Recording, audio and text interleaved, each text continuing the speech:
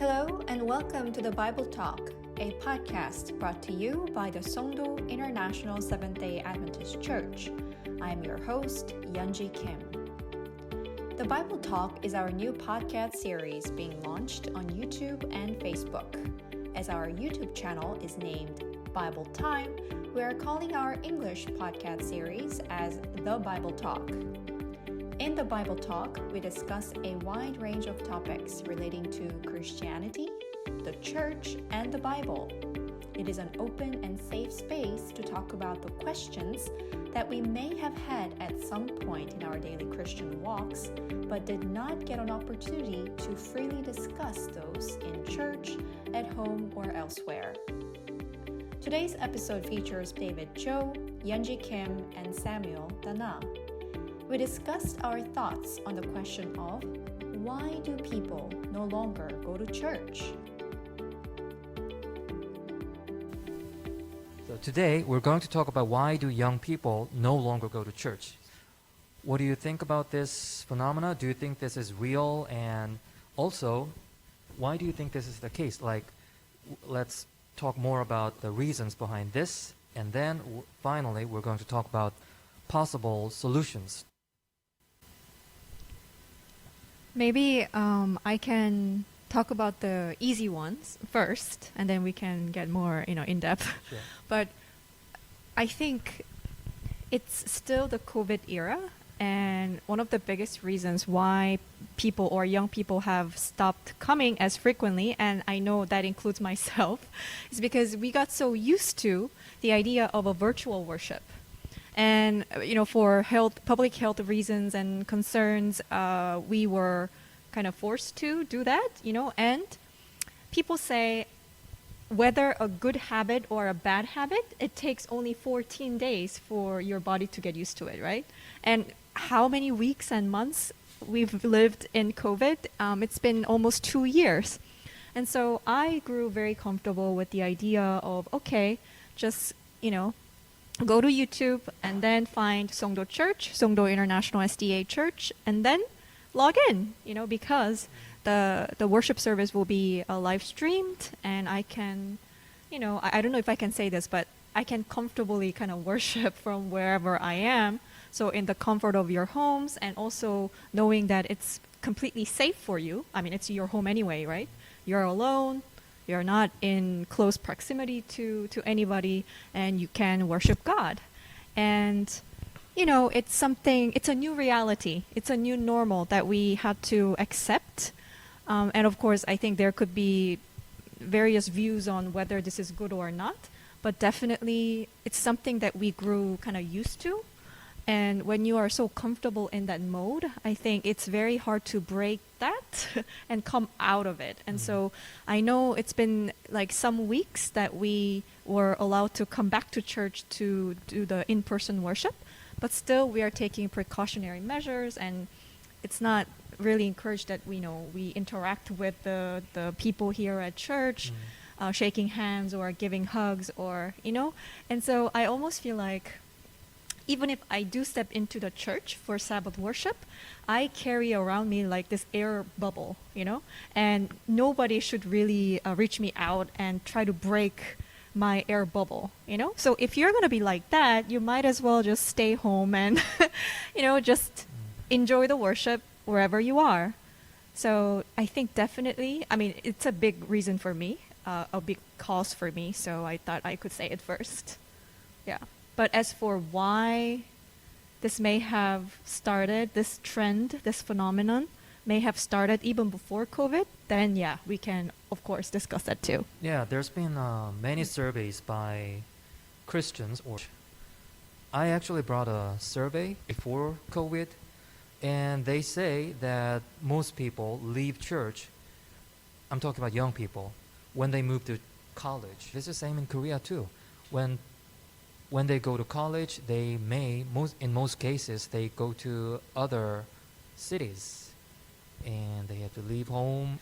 They used to go to church in their hometown, but now they move to a new city, but they don't feel like they need to go to a new church because they don't have that strong connection.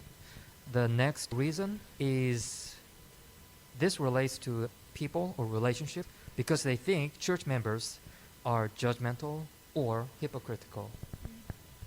And then the next reason is they no longer feel connected to people in their church. Again, relationship.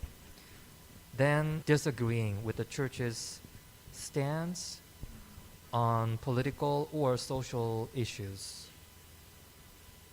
And the next one is because of job. So students and people who are not students. But I think we skipped about the prevalence. Can we talk about the prevalence? Do you think this is happening in Korea only, or do you think this is a global thing? Okay, can I come in? Mm-hmm. Yeah, I think this topic is something very important to discuss, especially at this time. And I like all the inputs or submissions you've made. I think the growth and the future of the church depends on the youth. And the enthusiasm or the kind of interest they have in churches or attending worship is what will lead the church to the next generation or to the future we want to have. But just as Myungji mentioned about the post-COVID era or the COVID to post-COVID era, I would like to go back a bit, just as you mentioned too. Because if you look at this trend has been happening, and COVID has come to even aggravate or worsen the whole situation. In that people or young people have the interest in church has been declining over the years, and several fundamental questions have been raised, or several fundamental assessments have been made why young people are not more interested in going to church or participating actively in church activities. And just as one time, I think I mentioned this before, spans from several factors. For instance, the way it's expected that this is going to happen anyway, because I use the family institution as one, because most of these elderly people in the church who have their children, the way of bringing up children in the church environment has been that they think the children will automatically take over from the elderly when they are no more, or when after they have grown, not knowing that, or forgetting the fact that some of these children are just coming because they are forced to, or they have to, because their parents are in church. And some of these parents or guardians tend to force them in a way, because if you don't go to church, or if you don't come with me to church, or you don't come to this, you get punished. That's why, so they feel a bit of compelled in a way, just like parents can discipline their children in the home for failing to go to school. If they don't come to church, they feel they can be reprimanded. So anytime they just leave home, like going to college, is freedom time. Nobody's there to monitor me. And it's not only that, even sometimes some people, even when they leave their, maybe because they are in their home region or their home community, they feel, oh, everybody knows me here. If I don't go to church, people, sometimes they may not punish me, but they will talk about it. In a way, they feel guilty, right? But when they leave the region and go to work even in another environment, nobody knows them. They don't even want to show up. That's another factor. So the upbringing and the training should be made in a way that people go to church based on their convictions. These young people should grow to understand why they go to church, and not that I have to go to church.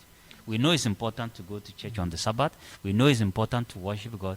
Let the child grow to learn, oh, it's really important. It's a kind of individual affair between me and my God, and it's a requirement, and it's my duty, and not that I should go to church because my father attends the church. If I don't go, I get punished, or I get a bit scolded or something. And the other factor is that, just as you mentioned, the modern way, you know, we are bombarded with a lot of developments happening around us. Entertainment is growing. People are more getting interested in the worldly things rather than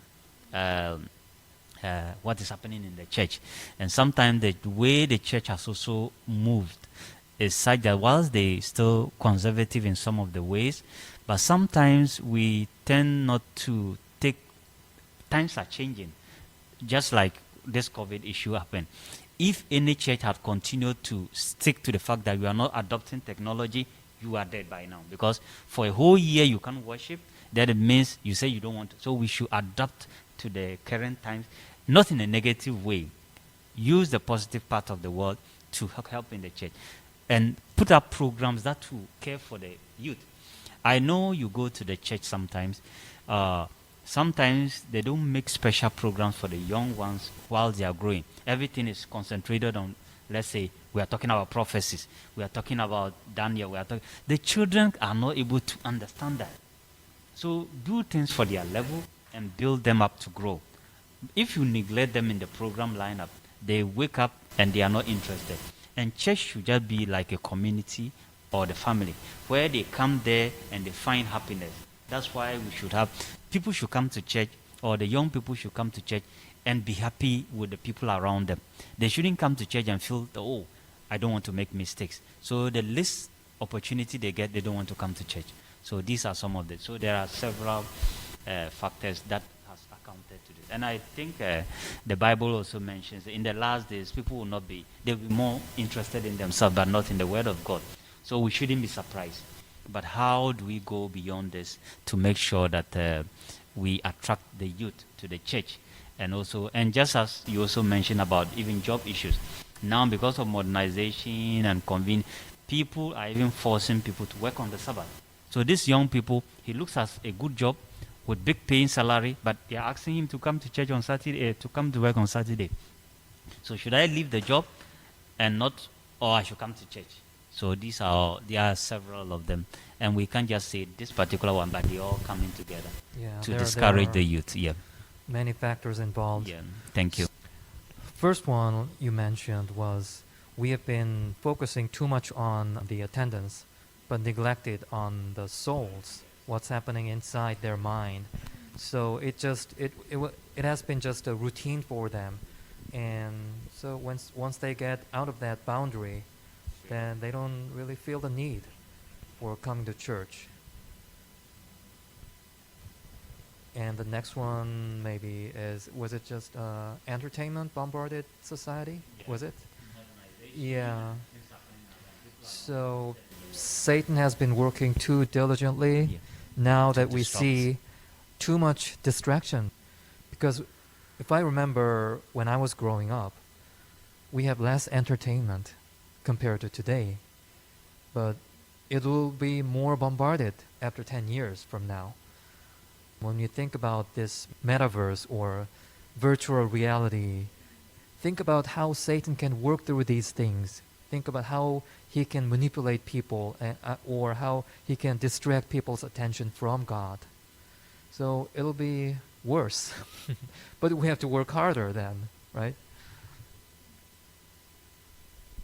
As I was listening to Samuel's, statements, I thought of that song. You guys know, "People Need the Lord," right? People need the Lord. But I think oftentimes they don't even realize that they need the Lord, right? And so I think that could be the same for these children who may have had the privilege of being born into a Christian home, as Samuel said. But to them, ever since they were a little baby or a little child, going to church was something that was forced upon them by their parents. And so rather than learning about God's grace, what a wonderful God He is, first, they just see that, going to church is a duty. Somehow, I have to do it. I have to carry out that responsibility. And so if that's the first thing they picked up, and they associate that with God or coming into God's presence, then yeah, I totally agree. They probably didn't have an experience of searching for God on a personal level. They don't even realize, there's a big chance that they don't even realize why they need to seek God or why they need the Lord. So totally agree. I think unfortunately it has happened so often.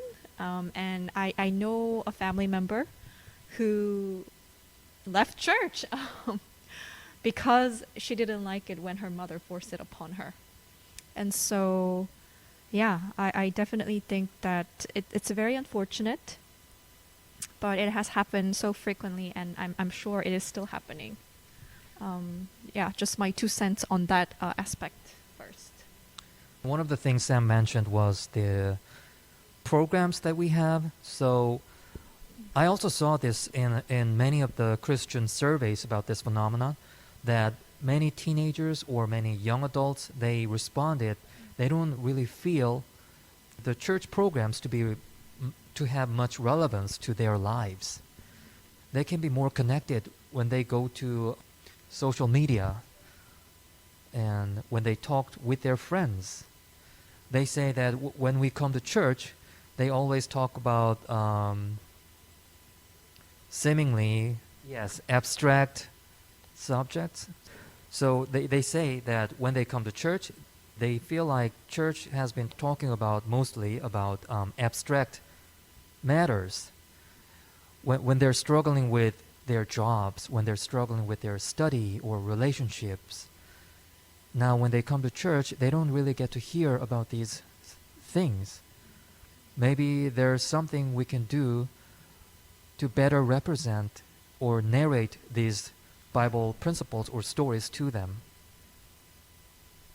Yeah, I completely agree. It's something I just remembered. I think I've really enjoyed growing in the Adventist church. I wasn't born an Adventist Christian, but I really enjoyed it ever since I got baptized in high school, right? So I really appreciated the fact that people always pointed to the Bible and they showed me the passage. So why are you saying that? Well, it's in the Bible, and then they would explain it to me. So it's all great. I think we have the truth, right? We are privileged to have the truth. And however, oftentimes, of course, studying the prophecy, studying the Bible is great. But still, I think too much focus is on just learning about different aspects, what the Bible says about different topics, learning a little bit about Jesus' character, right?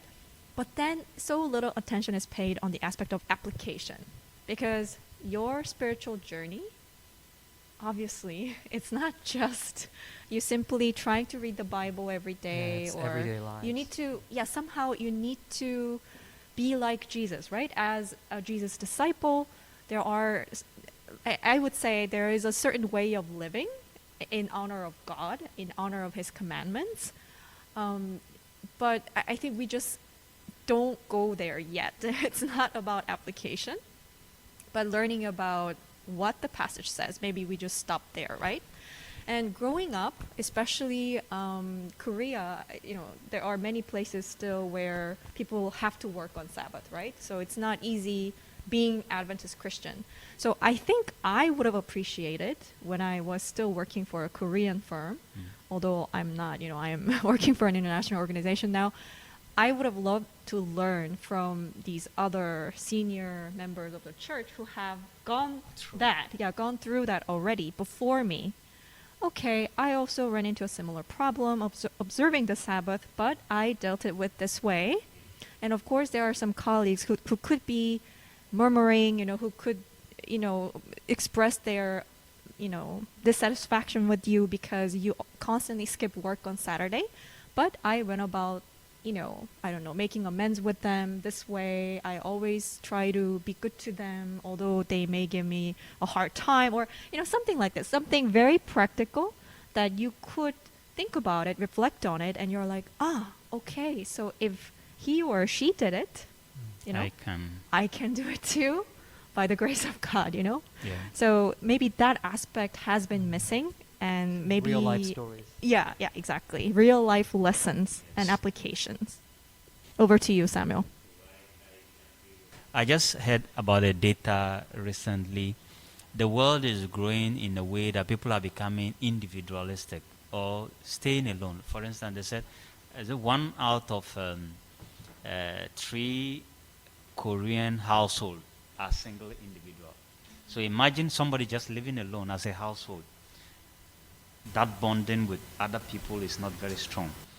Then you come to the church where you should have met other people as a family, and you don't get that care or love. So this youth or the youth are going through difficult times just as the older generation, but the older generation's own is still better because they have their group, they are still more bonded. And what they should, or what we should be doing is that even getting the youth into the church, we should be more concerned about them. Just as you said, guide them, find out their issues. Because you have lived through, some of them are going through, most of the youth are going through very difficult times. They don't even know the headway, where to go. Whether in their life, their family life, or even their career, they are confused. The elders in the church or the grown-ups or the experienced ones should even just call them. They may feel intimidated to come to you, but go to them. Or church should organize programs that bring them together and just let them speak out and guide them.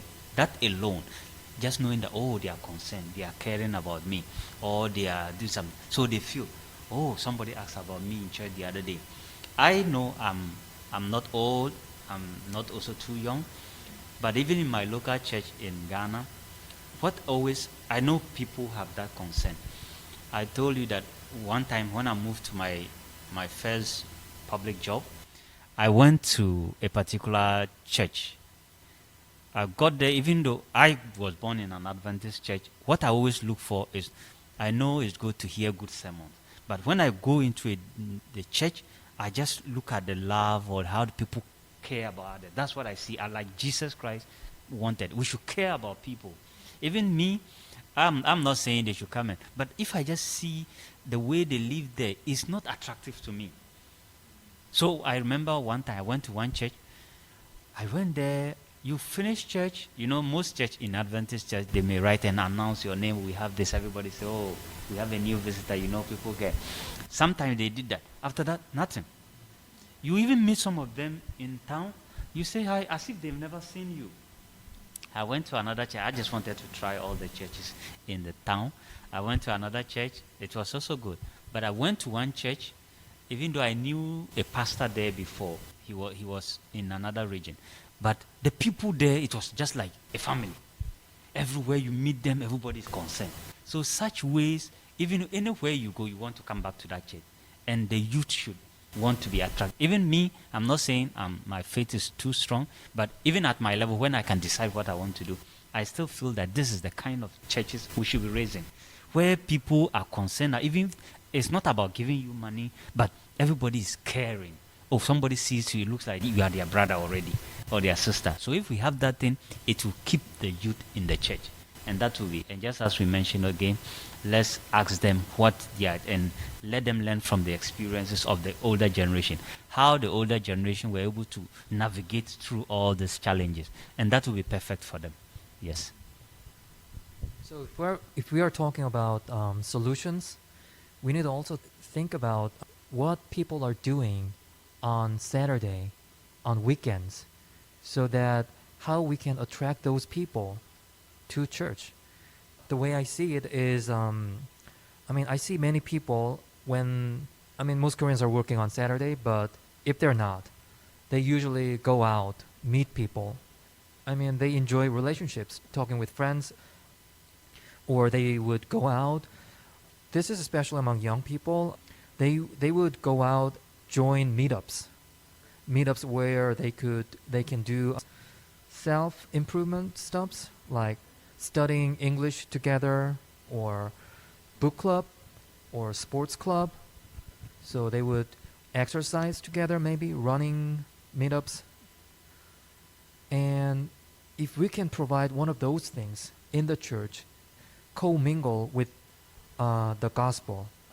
I agree with this, but normally we should let it come from them. Sometimes, the older generation or we feel we know what they need.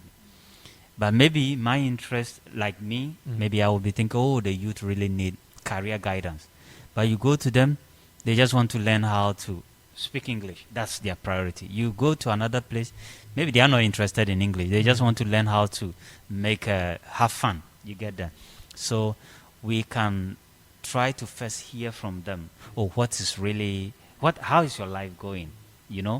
Are you doing okay? Are you okay? Do you need... Sometimes people may be shy to even tell you directly, but you can suggest, oh, Is your studies going on well?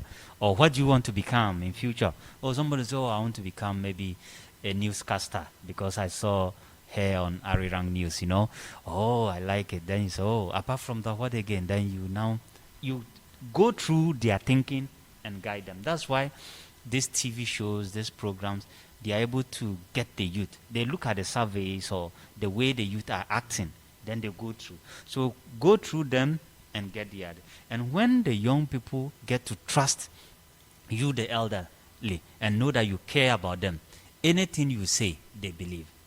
It's not just that, because they need to trust you and need to believe in you.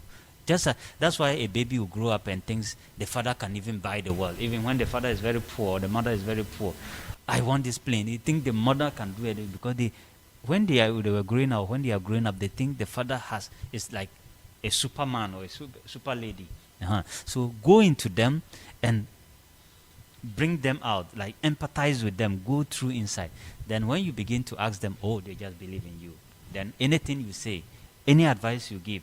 But if you start bullying them or start being strong on them, never, no matter what you do, they will not take. Yes. So far, we have been trying to put our thoughts or what we want to say to them.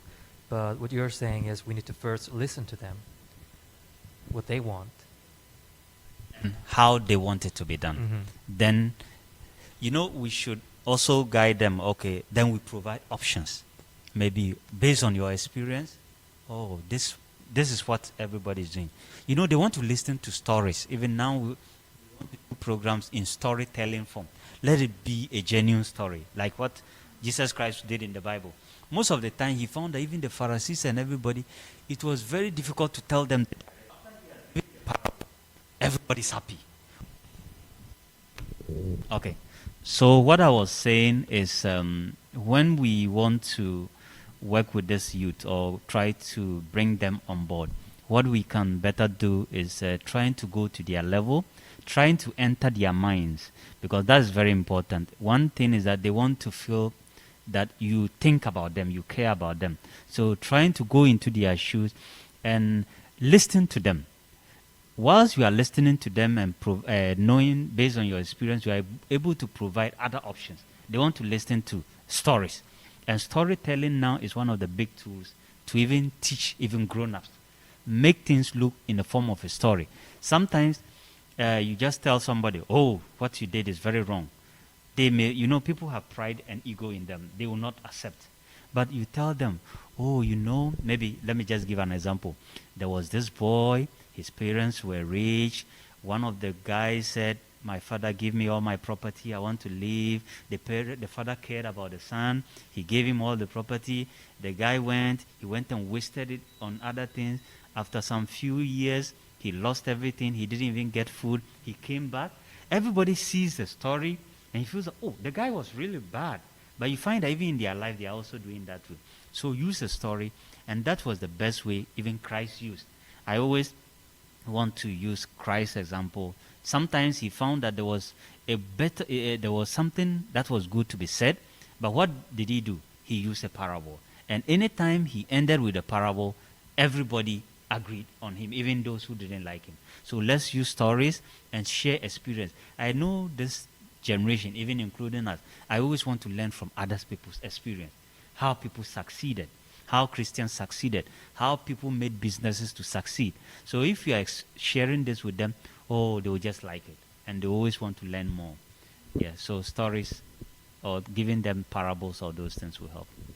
Going back to what you have mentioned just a while ago, how do we get to have an occasion where we get to listen to them? Because right now what's happening here is people don't even come to church, because when we go out there and meet people, do you want to come to church? Do you want to have Bible study, or do you want to even talk with us? Now what's happening these days is when people hear Christian or church, they don't like it and they don't even want to talk. So my question is, how do we invite people? Then we can have conversation, and we may listen to them, what they want from us. But before these things, before this procedure, we need to first be able to invite these people out there. And how do we do that?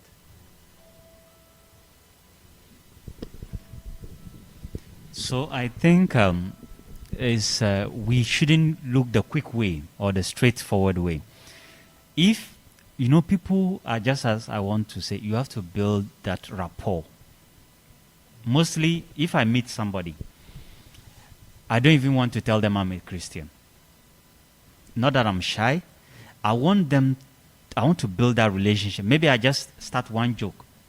Then you talk, then you see that fellow's thing, then you begin to inquire, oh, how are you doing? How is your work going? Or how is studies? When you ask all those, oh, how is your family? Then they feel you are really concerned. Then later, maybe for 2 or several, you call them, oh, how are you doing? They feel something. You get that? So if I meet somebody, I really want to target them to come to church. Maybe I meet them, I just want to first become, they getting open up to me. Let them become your friend in a way. Then from there, you can gradually introduce your Christian faith. Some of them, you may not even tell them. They will look at you, then so you look different. What is your secret? You get that? Some, they will just ask you. I have examples like that. There was this guy when I was in the university, and he was older than me, but he had friends like Adventists before. But one time he told me that, he wanted to become an Adventist, but he couldn't. He stopped. So when he came to school, that every time he was watching me, I don't know what I was doing, but then he got to know I was an Adventist.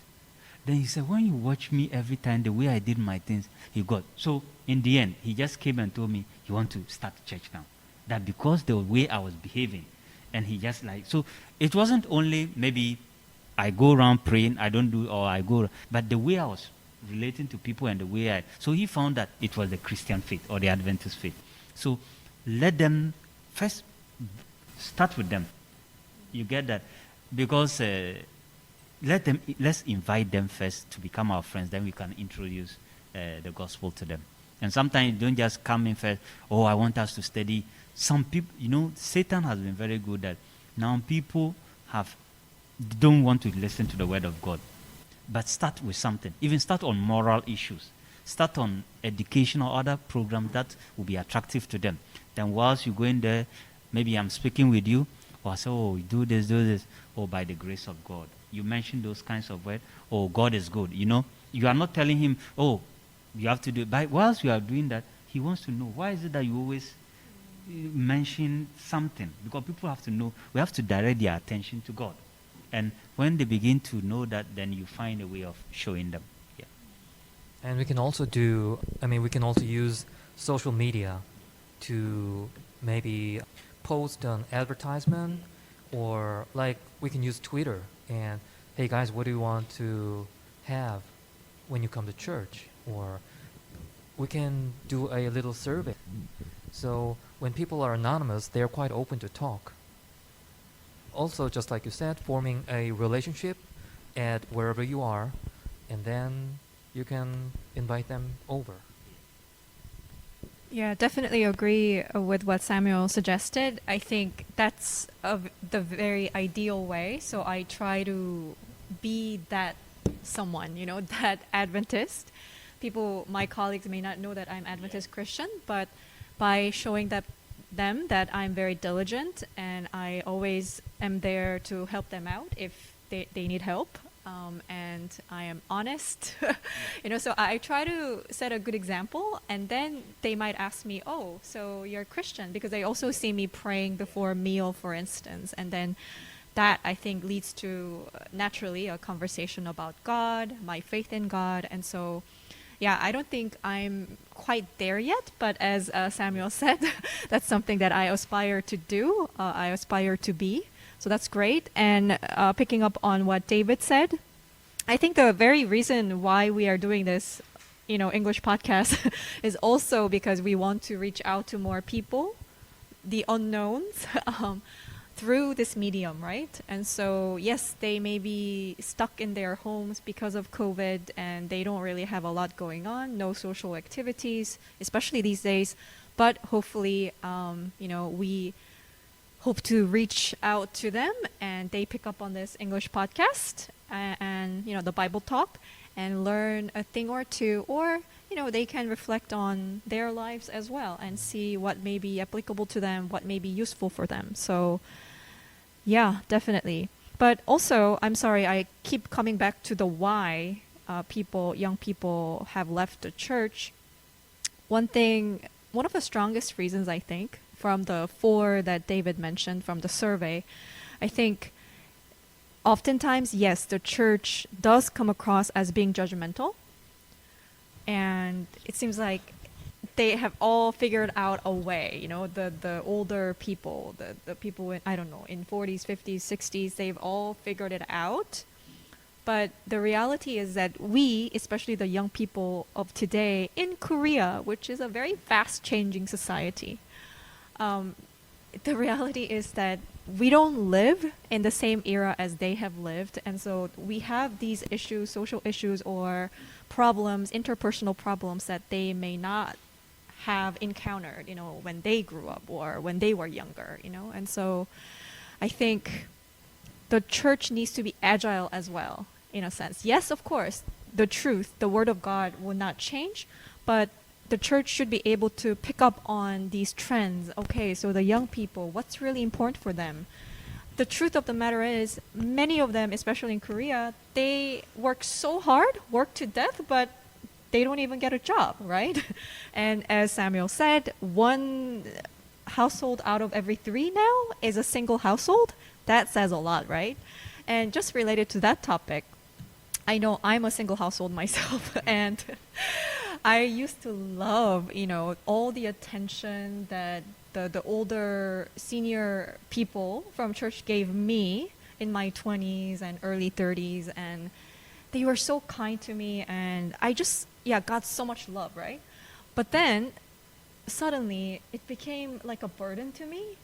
I kind of want to be left alone, and they would, if I go back to the old church, for instance, they would start asking about okay, Yeonji, so what has happened? Still no boyfriend, or what's the prospect of you getting married anytime soon? It's so important to get married in faith, and of course, and I totally agree, but I'm also trying so hard to grapple with my reality, like what it means to be a faithful Adventist Christian wherever I am, my social status or my place in work. What does it really mean? I'm trying to find the answer myself. And yes, I understand they are just concerned, they care about me, but then I'm like,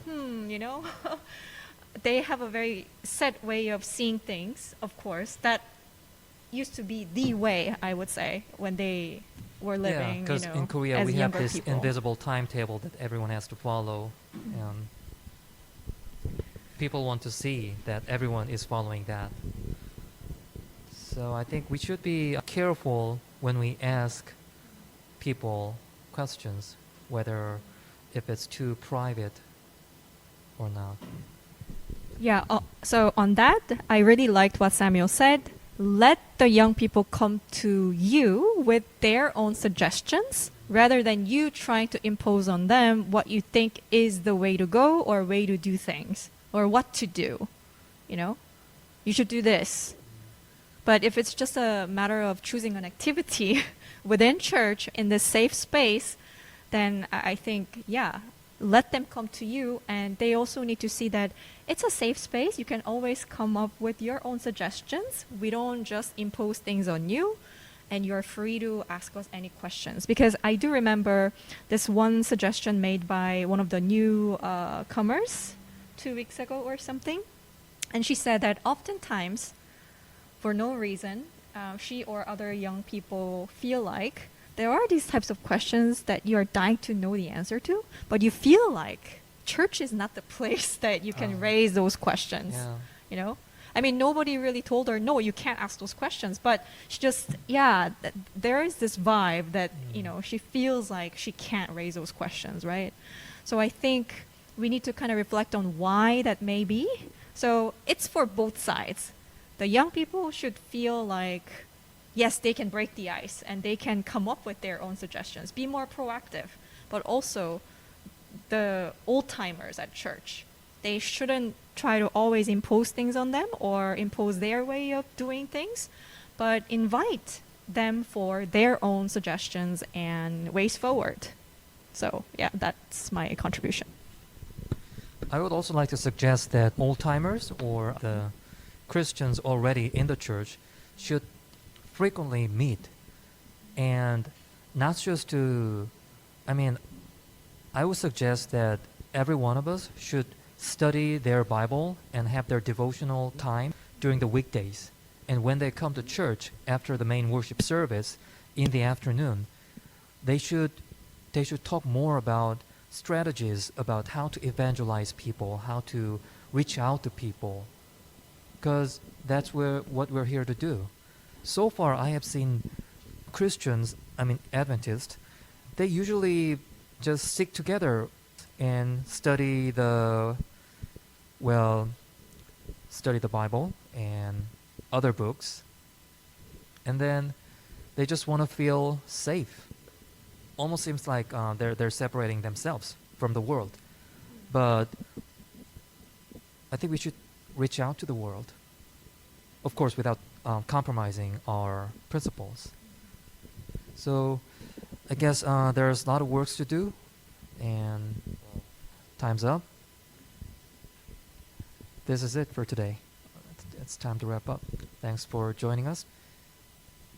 Thank you very much for the opportunity, and I hope we had a very fruitful and insightful discussion. Thank you. Yeah, same here. Thank you very much for this lively discussion. Very useful as well. Thank you. See you later. We hope you enjoyed this episode of the Bible Talk by the Songdo International Seventh-day Adventist Church. We'll be back with more insightful and interesting dialogues that matter for the Christian youth today. So stay tuned. Do you have questions or comments that you'd like to share with us on this episode of the Bible Talk? Please leave your comments and questions on our YouTube channel, Bible Time, or on our Facebook page, Songdo Adventist Church. That's all for now. Signing off from Songdo, Republic of Korea. Thank you for listening.